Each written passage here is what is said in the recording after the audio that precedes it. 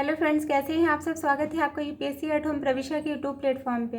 हम जो UP PCS की मेंस आंसर राइटिंग कर रहे हैं, जिसमें हमने जो टारगेट रखा है डेली 5 क्वेश्चन की आंसर राइटिंग करने का, उसी सीरीज़ में हमारा क्वेश्चन है जीएस पेपर सेकंड से, भारत में वैकल्पिक विवाद निवारण तंत्रों का उदय एवं प्रयोग पर एक संक्षिप्त टिप्पणी लिखिए। क्वेश्चन क्या पूछा गया है कि भारत में वैकल्पिक विवाद निवारण तंत्रों का उदय एवं प्रयोग पर एक संक्षिप्त टिप्पणी लिखना है। तो सबसे पहले जो है इसका हम इंट्रो देखेंगे। इंट्रो में क्या है कि वैकल्पिक विवाद निवारण तंत्र भारत में न्यायिक प्रक्रिया के बोझ को कम करने, त्वरित न्याय प्रदान करने का प्रभावी साधन बन चुका है। पंचायती राज व्यवस्था से लेकर आधुनिक मध्यस्थता, सुलह, लोक अदालतों और एडीआर तंत्र समय और संसाधनों की बचत करता है।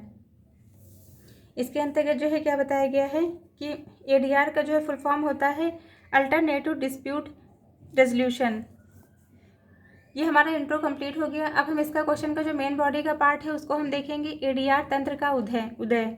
एडीआर का जो है एडीआर मतलब वैकल्पिक विवाद निवारण का उदय। इसके अंतर्गत जो है क्या पहला पॉइंट है वैदिक काल से पंचायती न्याय प्रणाली मतलब पारंपरिक स्तर पर विवाद समाधान का प्रचलन जो है रहा है। इसके अंतर्गत बताया गया। दूसरा पॉइंट क्या है संवैधानिक आधार अनुच्छेद 39 का ए, जिसके अंतर्गत न्याय तक समान पहुंच, और अनुच्छेद 21 न्यायिक प्रक्रिया का महत्व एडीआर को प्रोत्साहित करता है। मतलब क्या करता है, आर्टिकल जो है 39 का ए के अंतर्गत जो है न्याय की सभी तक पहुंच, और आर्टिकल 21 तक के अंतर्गत न्यायिक प्रक्रिया का महत्व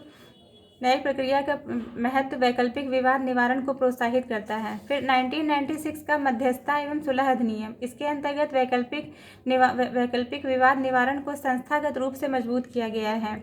फिर है न्यायिक सक्रियता। इसके अंतर्गत सुप्रीम कोर्ट ने एफकॉन्स इंफ्रास्ट्रक्चर लिमिटेड बनाम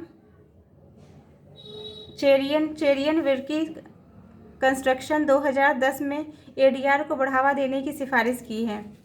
फिर ये हमारा जो है हमारे क्वेश्चन का जो मेन बॉडी का पार्ट है, जिसके अंतर्गत बताया गया है एडीआर तंत्र का उदय। फिर क्या है एडीआर के प्रमुख प्रकार और इनके प्रयोग। पहला क्या है मध्यस्थता। इसके अंतर्गत अनुबंध संबंधी वाणिज्यिक विवादों में उपयोगी अमेजन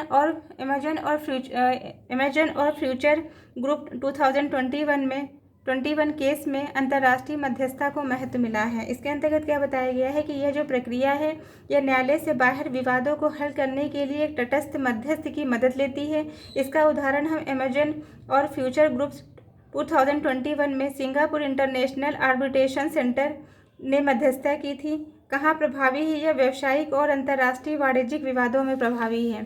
फिर क्या है सुलह। इसके अंतर्गत पक्षकारों के बीच समझौते से विवाद निपटाने की प्रक्रिया है। कॉरपोरेट और औद्योगिक विवादों में प्रभावी है। इसमें जो है एक तटस्थ व्यक्ति दोनों पक्षों को आपसी सहमति के लिए प्रेरित करता है। इसका उदाहरण हम श्रम विवादों, उपभोक्ता संरक्षण के मामलों में, औद्योगिक विवादों में व्यापक रूप से उपयोग किया जाता है। यह जो है श्रम विवाद, व्यापारिक अनुबंधों और उपभोक्ता मामलों में प्रभावी है। फिर क्या है मध्यस्थता। इसके अंतर्गत विवाह, परिवार एवं नागरिक विवादों में कारगर है। अयोध्या भूमि विवाद 2019 में सफलतापूर्वक लागू हुआ। इसमें क्या बताया गया है कि इसमें एक तटस्थ मध्यस्थ दोनों पक्षों को परस्पर लाभकारी समाधान पर पहुंचने में सहायता करता है। इसका उदाहरण अयोध्या भूमि विवाद 2019 में सुप्रीम कोर्ट द्वारा मध्यस्थता पैनल का गठन किया गया। यह पारिवारिक विवाह और संपत्ति के मामले में प्रभावी है। फिर क्या है लोक अदालतें। इसके अंतर्गत त्वरित एवं किफायती न्याय के लिए उपयोगी है। 2023 में राष्ट्रीय लोक अदालतों ने 1 करोड़ से अधिक मामलों का निपटारा किया है। क्या किया गया है, एक अर्ध न्यायिक, यह जो है क्या है लोक अदालत जो है यह एक अर्ध न्यायिक निकाय है जहां समझौते के आधार पर मामलों का त्वरित समाधान होता है। राष्ट्रीय लोक अदालतों के आंकड़े 2023 के अनुसार 1 करोड़ से अधिक मामलों का निपटारा किया गया है। यह कहाँ प्रभावी होता है, यह जो है छोटी सिविल या आपराधिक प्रक्रियाओं, ट्रैफिक चालान, पेंशन, बैंक ऋण वसूली आदि में प्रभावी होता है। फिर क्या है ग्रामीण न्याय पंचायतें। इसके अंतर्गत ग्राम स्तर पर छोटे विवादों को हल करने में सहायक है। ग्राम पंचायतों में विवाद निपटान पारंपरिक रूप से प्रचलित रहा है।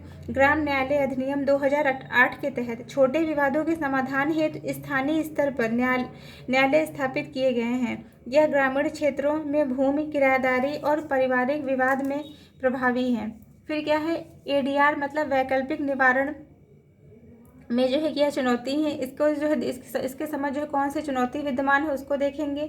इसमें क्या है, न्यायिक प्रक्रिया में जन विश्वास की कमी है।